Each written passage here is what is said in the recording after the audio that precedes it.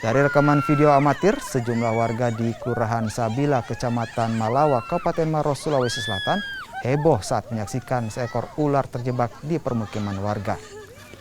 Menghindari ular masuk ke dalam rumah, warga langsung melumpuhkan ular tersebut.